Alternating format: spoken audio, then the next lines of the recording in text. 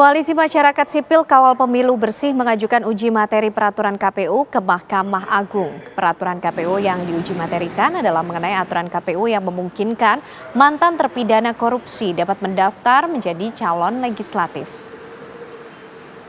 Peraturan KPU yang diajukan uji materinya adalah nomor 10 dan 11 tahun 2023. Peraturan tersebut memungkinkan mantan terpidana korupsi dapat lebih cepat mendaftar sebagai anggota legislatif atau tanpa harus melewati masa jeda waktu 5 tahun. Bagi koalisi ini, tindakan KPU tersebut melanggar putusan Mahkamah Konstitusi.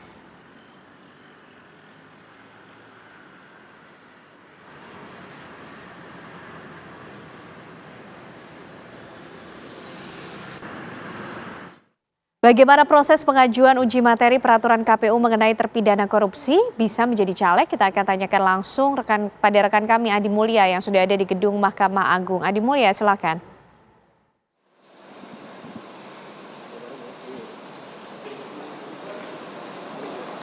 Ya baik Ken dan juga pemirsa, hari ini memang dari masyarakat Kawal Pemilu Bersih dan juga ada Perludem serta Indonesian Corruption Watch ditemani dengan ex-komisioner KPK Abraham Samad dan juga Saud Sitomorang mendatangi gedung Mahkamah Agung untuk melakukan uji material mengenai pasal 10-11 dari peraturan KPU tahun 2023, di mana di peraturan tersebut mempercepat para terpidana khususnya terpidana koruptor untuk melenggang kembali di konsentrasi politik tanah air. Untuk mengetahui sebetulnya apa yang diperjuangkan dan kepastian hukum seperti apa yang didambakan oleh para penguji, khususnya para pengaju, maksud kami telah bersama dengan narasumber peneliti dari Indonesian Corruption Watch yang akan kami tanya langsung sebetulnya apa yang dicita-citakan sebetulnya dari pengajuan ini. Dengan Bang Kurnia Ramadhan. Ya, pada hari ini Indonesia Corruption Watch Perludem bersama dengan dua ex-komisioner KPK, ada Pak Saud Sitomorang dan Pak Abraham Samad, mengajukan uji materi terhadap peraturan KPU nomor 10 dan nomor 11 tahun 2023 ke Mahkamah Agung. Adapun fokus kami adalah terkait dengan KPU yang memperbolehkan mantan terpidana, khususnya terpidana korupsi, untuk lebih cepat maju sebagai anggota legislatif. Dan kami anggap aturan itu bertentangan jelas dan terang benderang dengan putusan Mahkamah Konstitusi, di mana Mahkamah Konstitusi mewajibkan para mantan terpidana itu melewati terlebih dahulu masa jeda waktu 5 tahun sebelum mereka mendaftar sebagai anggota legislatif. Namun KPU justru memperbolehkan mereka dengan menambahkan syarat pidana tambahan pencabutan hak politik. Sederhananya, jika seorang terpidana itu dikenakan pidana tambahan pencabutan hak politik 1 tahun, maka tahun kedua pasca mereka bebas, mereka langsung bisa mendaftar sebagai anggota legislatif. Sedangkan mandat dari putusan MK, mereka harus melewati masa jeda waktu 5 tahun terlebih dahulu.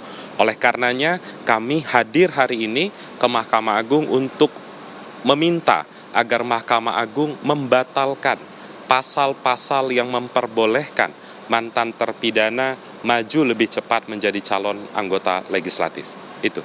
Untuk kepastian hukum yang dicita-citakan sendiri dari para pengaju ini seperti apa sih Mas ke depannya? Dan harapannya ditunggu sampai kapan nih dari MA sendiri? Ya, berdasarkan Undang-Undang Pemilu, Mahkamah Agung wajib memutus 30 hari setelah permohonan didaftarkan ke Mahkamah Agung.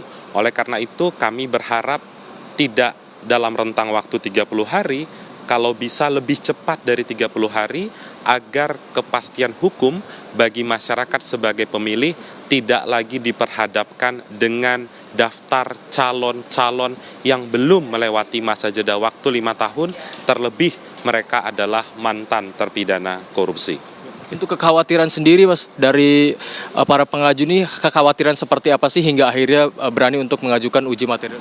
Selama ini ketika kami menyampaikan permasalahan di dalam 2 PKPU itu, KPU tetap bergeming tidak mau mengubah substansi pasal itu. Sedangkan bukan hanya ICW, Perludem atau ex-komisioner KPK, tapi Komisi Pemberantasan Korupsi dan Badan Pengawas Pemilu sudah melontarkan pendapatnya berkaitan dengan permasalahan dua PKPU ini. Tentu kami berharap kepada Mahkamah Agung, karena tidak mungkin lagi berharap kepada KPU, mereka sudah bersikukuh mempertahankan pasal problematik ini sebagai pengadil, sebagai pihak yang menerima uji materi, harusnya bisa lebih peka dengan situasi pemilu yang kita harapkan berintegritas dan permasalahan problematik korupsi di Indonesia. Terima kasih atas waktunya Mas Kurnia Ramadana, selamat beraktivitas kembali. Nah Ken dan juga pemirsa, itu tadi wawancara kami bersama dengan peneliti Indonesian Corruption Watch mengenai agenda hari ini uji material kepada Mahkamah Agung tentang pasal 10 dan 11 dari peraturan KPU nomor 2023 yang dianggap mencederai dari terpidana korupsi ini, dianggap akan mempercepat dia dalam berkonsentrasi dalam dunia politik tanah air. Demikian Ken, kembali ke studio.